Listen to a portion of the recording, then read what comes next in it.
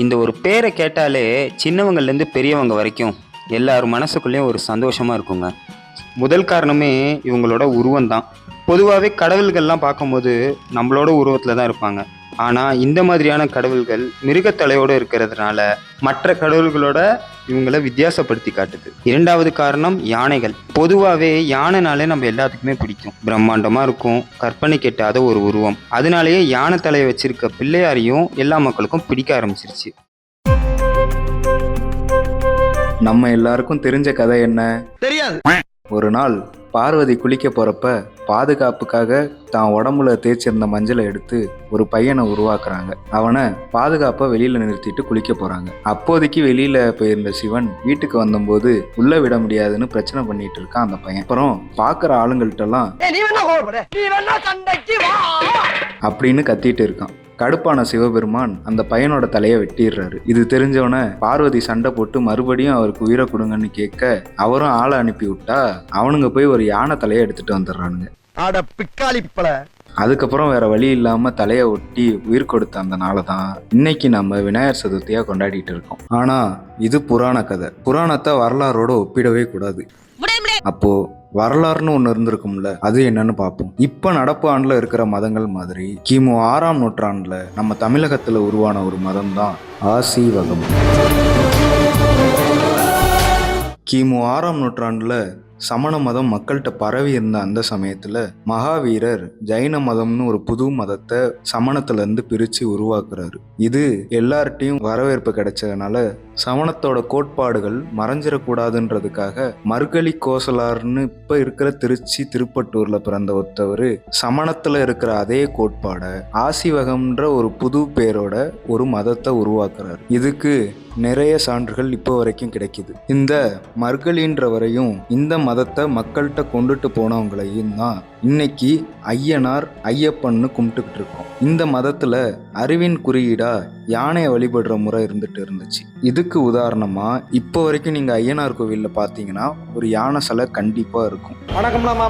இதுக்கு பிறகு காலம் மாற மாற மக்கள் இந்த ஆசிவகத்தை உருவாக்கின சித்தர்களை வழிபடுறதுக்கு ஒரு உருவத்தை உருவாக்குறாங்க. அதுதான் இன்னைக்கு நம்ம ஒவ்வொரு வீட்டிலையும் இருக்கிற பிள்ளையார். அறிவை குறிக்கிறதுக்கு யானையோட தலையையும் அந்த அறிவுனால கிடைக்கிற செல்வத்துக்கு குண்டான உடம்பையும் ஒன்று சேர்த்து ஒரு உருவக கடவுளா மக்கள் அப்பையிலேருந்து இப்போ வரைக்கும் வணங்கிட்டு வராங்க. இதன்படி பிள்ளையாரை கும்பிட்டா சித்தர்கள் நம்ம வீட்டுக்கு வந்து நமக்கு அறிவையும் செல்வத்தையும் கொடுப்பாங்கன்ற நம்பிக்கை மக்கள்கிட்ட வெகுவா பரவி இருந்துச்சு. காலப்போக்கில் இந்த வரலாறு கட்டுக்கதைகளோட திணிப்புனாலையும் பல கோட்பாடுகளா இருந்ததை ஒரே மதமா சுருக்குனதுனாலையும் இந்த வரலாறுகள் மறைக்கப்பட்டுருச்சு. ஆனா ஆவணி மாசம் மட்டும்தான் இந்த சதுர்த்தி வழிபட்டுட்டு வந்தாங்களான்றது இப்போ வரைக்கும் சான்றுகள் எதுவும் அதிகமா கிடைக்கல. 1600களில் மகாராஷ்டிராவோட அப்போதைய பேரரசான சத்ரபதி சிவாஜி மன்னர் மக்கள் எல்லாம் திரட்டி விநாயகர் சதுர்த்தி விழா கொண்டாட ஆரம்பிக்கிறாரு. அப்போதைக்கு வீடுகளில் மட்டும் கொண்டாடிட்டு இருந்த விழா தெருக்கள்லையும் வர ஆரம்பிச்சிருச்சு.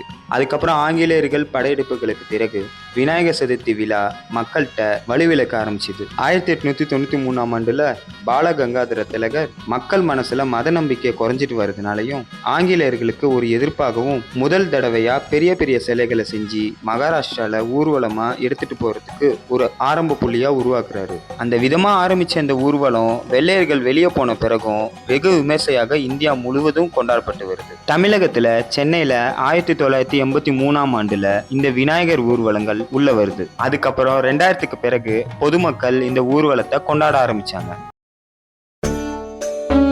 என் பேர் பெரியசாமி.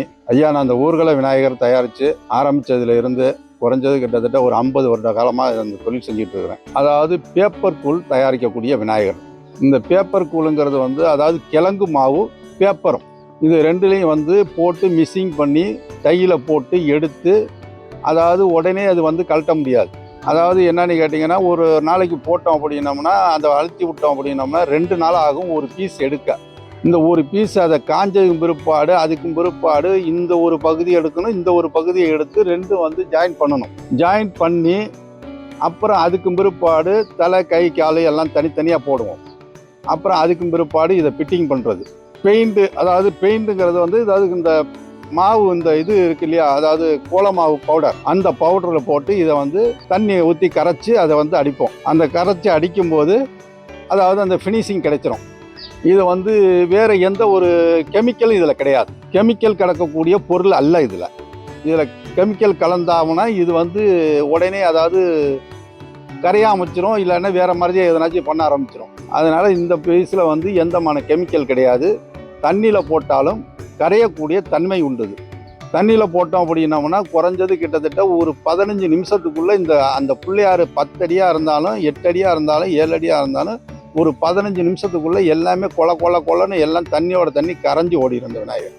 பிளாஸ்டர் ஆஃப் பாரிஸில் இருக்கிற சிலைகள் எல்லாமே அழகாக தான் இருக்கும். ஆனால் அது தெரியாமல் நம்ம கையில் பட்டு நம்ம உடம்புக்குள்ளே போனால் கேன்சர் வரைக்கும் கொண்டு போயிடும். அதனால் முடிஞ்ச வரைக்கும் மண் சிலைகள் வாங்கினா இயற்கைக்கும் எந்த பாதிப்பும் கிடையாது, நம்மளுக்கும் கிடையாது.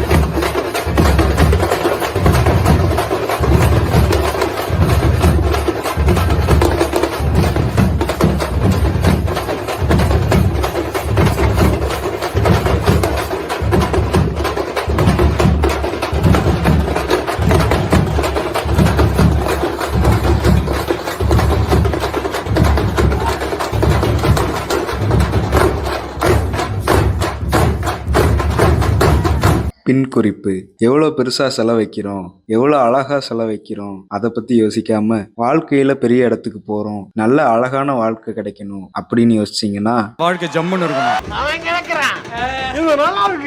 போயிட்டு வாங்க. டாடா.